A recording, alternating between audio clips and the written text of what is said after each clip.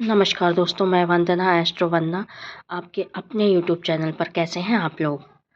तो दोस्तों, आप लोग कहीं भगवान जी को नहलाने में, उनको स्नान कराने में कोई गलती तो नहीं करते? क्योंकि काफ़ी लोगों के सवाल आए कि हम बहुत अच्छी तरीके से नियम से पूजा पाठ करते हैं लेकिन हमें कोई फल नहीं मिल रहा। तो ऐसा होता है कि कहीं न कहीं हम कुछ गलती कर देते हैं।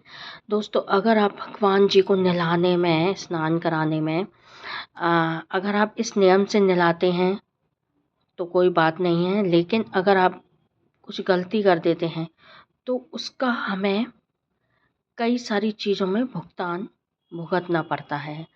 तो सबसे पहले तो आप जब भी अगर आपके घर में शिवलिंग है और आप स्नान कराते हैं तो हमेशा याद रखिए, आप भगवान जी को, शिवलिंग को जिस पात्र में स्नान कराते हैं उस पानी को आपको पहले तो ऐसे गमले में डालना चाहिए जहाँ किसी के पैर ना पड़े, और उस जल में आपको किसी और भगवान जी को स्नान नहीं कराना चाहिए। शिव भगवान को हमें अलग से एक पात्र में स्नान कराना चाहिए, वरना हमें इसका जो हम करते अच्छा हैं लेकिन हमें उसका उतना पुण्य फल नहीं मिलता, क्योंकि ये गलत है। हमेशा शिवलिंग को एक दूसरे पात्र में स्नान कराया जाता है और भगवानों को हमें अलग पात्र में स्नान कराना चाहिए। और आप जिस बर्तन में भी, जिस पात्र में भगवान को स्नान कराते हैं, आपको वह ऐसे ही नहीं डालना चाहिए। किसी गमले में आप उस पानी को डालिए और आपको सबसे पहले आपको वह जल तुलसी में नहीं डालना चाहिए, क्योंकि हमें कभी भी किसी भी भगवान का स्नान किया हुआ जल तुलसी में नहीं डालते हैं। और आपको किसी फूल वाले पौधे के गमले में डाल सकते हैं, लेकिन वह जल पैरों में नहीं आना चाहिए। दूसरा, अगर आपके पास बहुत परेशानी है, कष्ट में चल रहे हैं, तो आप महादेव को शमी पत्र चढ़ाइए। और अगर आपके पास बहुत कर्ज है, कर्ज में परेशान हैं, कहीं से कोई लाभ नहीं मिल रहा है, हर जगह से हताश हो चुके हैं, हार चुके हैं, तो आप महादेव को मंजरी चढ़ाइए।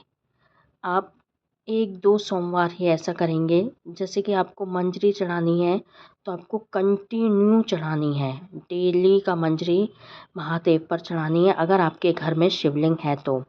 नहीं तो अगर आप मंदिर जाते हैं तो मंदिर पर भी आप शिवलिंग पर मंजरी चढ़ाइए।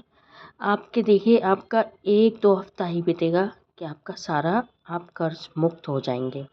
अगर आपके घर में बेलपत्र है, घर में नहीं है, कहीं बाहर है, तो आप सोमवार के सोमवार थोड़ी सी शक्कर आप बेलपत्री के नीचे डालिए, थोड़ी सी चुटकी भर, उसके ऊपर दीपक रखिए और सोमवार के सोमवार आप दीपक जलाइए और महादेव से प्रार्थना करिए। लेकिन आपको एक ही समय पर वह दीपक जलाना है। जैसे अगर आप 7 बजे जलाते हैं तो आप 7 बजे ही जलाइए। वैसे हो सके तो आप 7 बजे तक बेलपत्र के नीचे दीपक जला दिया करें, या फिर सोमवार के सोमवार का नियम बना लीजिए। अगर आपके पास बहुत कर्ज है, परेशान हैं, दुखी हैं, तो आप 1-2 सोमवार ही यह करेंगे कि देखिए आपको बहुत अच्छी खुशखबरी मिलेगी और आपको कर्ज से राहत मिलेगी। तो दोस्तों, छोटे छोटे उपाय हैं, लेकिन अगर आप इन्हें सही ढंग से, सही नियम से करते हैं तो आपके जीवन में ढेर सारी खुशियाँ आती हैं। और हम काफ़ी लोगों की यही सवाल आए थे कि हम शिवलिंग है हमारे यहाँ, हम कैसे नहलाएं। तो इस बात का हमेशा याद रखिए कि शिवलिंग है आपके यहाँ और आप स्नान कराते हैं तो उनका एक पात्र अलग होना चाहिए। अगर आपके पास अलग नहीं है तो आप पहले शिवलिंग को स्नान कराइए, शिवलिंग पर जल डालिए और फिर आप उस पानी को किसी गमले में डाल दीजिए। फिर उस पात्र को आपको धोना है, उसके बाद आपको और भगवानों को स्नान कराना है। तो आपको ये छोटी सी जानकारी कैसे लगी? अगर आपके कोई सवाल हैं तो आप हमसे पूछ सकते हैं। और अगर आपको इन चीज़ों में शंका है जो हमने बताया है, तो आप दोस्तों करके देखिए, आपके जीवन में ढेर सारी खुशियाँ आ जाएंगी। तो दोस्तों, कैसी लगी मेरी जानकारी आप कमेंट करके बताइएगा। मैं एस्ट्रो वंदना आपके अपने यूट्यूब चैनल पर। क्या आपको खुशियाँ चाहिए तो आप ये उपाय करके ज़रूर देखिए। नमस्कार दोस्तों, धन्यवाद।